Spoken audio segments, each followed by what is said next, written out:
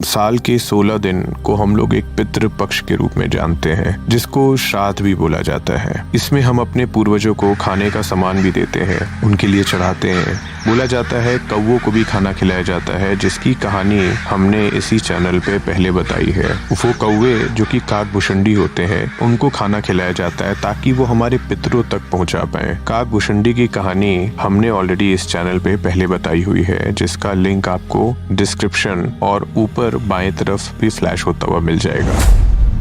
पर पितरों को हम लोग जूते और छाता भी दान करते हैं। क्या रीजन है कि पितृपक्ष में अपने पितरों को छाता और जूता दान किया जाता है? आइए इस फैक्ट को हम जानते हैं।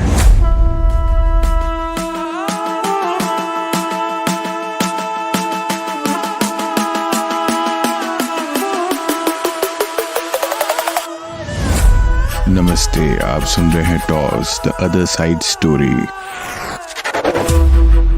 श्राद्ध कर्म में और मनुष्य की मृत्यु के बाद एकादशा श्राद्ध 11वें दिन और शैया दान में छाता और जूता दान करने की भी प्रथा है। बोला जाता है कि यमलोक का मार्ग बहुत कष्टप्रद होता है। यहाँ ग्रीष्म ऋतु से काफी चिलचिलाती तपन होती है, निरंतर बारिश होती रहती है, पूरा रास्ता बालू और कांटों से भरा रहता है, और ऐसे में हमारे पूर्वजों की आत्मा की रक्षा कैसे होगी? बोला जाता है कि छाता और जूता इसके लिए मददगार होते हैं। लेकिन ये प्रथा कैसे स्टार्ट हुई? महाभारत में अनुशासन पर्व में भीष्म पितामह युधिष्ठिर को एक कथा सुनाते हैं, जो ग्रीष्म ऋतु में छाता और जूता दान देने के महत्व को दर्शाती है। युद्ध के बाद शोक संताप में युधिष्ठिर को धर्म के मार्ग पर चलने का ज्ञान देते हुए भीष्म पितामह उन्हें इस प्रथा का रहस्य बताते हैं।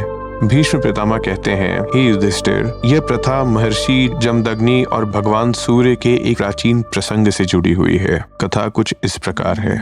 एक समय की बात है, महर्षि जमदग्नि अपने आश्रम में धनुर्विद्या का अभ्यास कर रहे थे। उनकी पत्नी रेणुका महर्षि के लिए दूर दूर जाकर उनके द्वारा छोड़े गए बाण इकट्ठा करके लाती थी। एक दिन ज्येष्ठ मास की प्रचंड गर्मी में रेणुका के पैर और मस्तक धूप से झुलस गए। यह देखकर महर्षि जमदग्नि क्रोधित हो उठे और उन्होंने सूर्य देव को ही श्राप देने का निश्चय कर लिया। उनके क्रोध से भयभीत होकर सूर्यदेव ब्राह्मण का वेश धारण कर महर्षि के सामने प्रकट हुए। उन्होंने विनम्रता पूर्व कहा, हे महर्षि, मैं समस्त संसार को जीवन देने वाला हूँ। मेरे बिना धरती पर जीवन असंभव है। आपका मुझ पर क्रोध करना उचित नहीं है। महर्षि बोले, हे सूर्यदेव, मैं आपकी महिमा से परिचित हूँ, परंतु आपकी तेज किरणों ने मेरी पत्नी को कष्ट पहुँचाया है और इसीलिए मैं आपको श्राप देने के लिए विवश हूँ। सूर्यदेव ने महर्षि से क्षमा मांगी और कहा, हे महर्षि, आपकी पत्नी को जो कष्ट हुआ है उसके लिए मुझे क्षमा करें। मैं आपको ऐसे 2 दिव्य उपहार प्रदान करता हूँ जो भविष्य में आपके कुल की स्त्रियों की गर्मी से रक्षा करेंगे।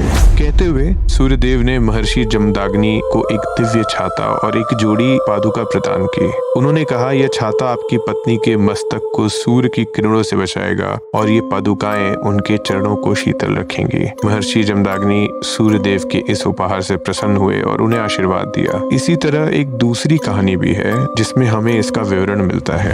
एक समय की बात है, बलि नाम के एक दैत्यराज थे जो अपनी दानशीलता और शक्ति के लिए प्रसिद्ध थे। उनकी प्रजा सुखी और समृद्ध थी। बलि के प्रसिद्धि से देवराज इंद्र ईर्ष्या करने लगे और उन्होंने भगवान विष्णु की सहायता मांगी। भगवान विष्णु वामन अवतार लेकर बलि के पास गए और उनसे 3 पग भूमि दान में मांगी। बलि ने सहर्ष स्वीकार कर लिया। वामन रूपी विष्णु ने एक पद में पृथ्वी और दूसरे पग में पूरा स्वर्ग नाप लिया। जब तीसरा पग रखने का कोई स्थान नहीं बचा था तो बलि ने अपनी प्रतिज्ञा निभाते हुए वामन ने अपना तीसरा पग बलि के मस्तक पर रखा और उन्हें पाताल लोक भेज दिया। बलि की दानशीलता से प्रसन्न होकर भगवान विष्णु ने उन्हें पाताल लोक का राजा बना दिया। साथ ही उन्होंने बलि को एक वरदान दिया कि वर्ष में एक बार पृथ्वी पर आकर अपनी प्रजा का हालचाल देख सकेंगे। इस वरदान के अनुसार बलि हर साल श्रावण मास में पृथ्वी पर आते हैं। उनकी प्रजा उनका स्वागत करती है, अपने घरों के द्वार द्वार पर दीप जलाती है और उन्हें भेंट स्वरूप छाता और जूता प्रदान करती है। यह प्रथा बलि की दानशीलता और उनके प्रति उनकी प्रजा के प्रेम का प्रतीक है। साथ ही हमें याद दिलाती है कि हमें अपने पूर्वजों के प्रति कृतज्ञ होना चाहिए और उनकी स्मृतियों को सम्मान देना चाहिए। इन दोनों कथाओं से स्पष्ट है कि छाता और जूता दान की प्रथा पौराणिक काल से चली आ रही है।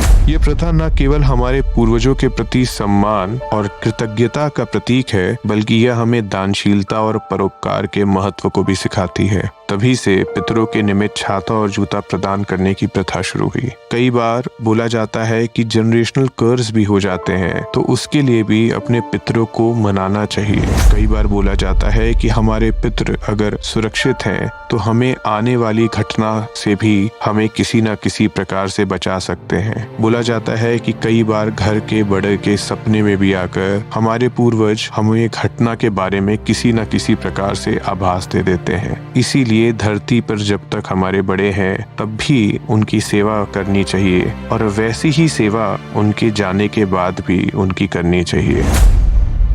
यहाँ तक सुनने के लिए धन्यवाद। नमस्ते। आप सुन रहे थे toss the other side story.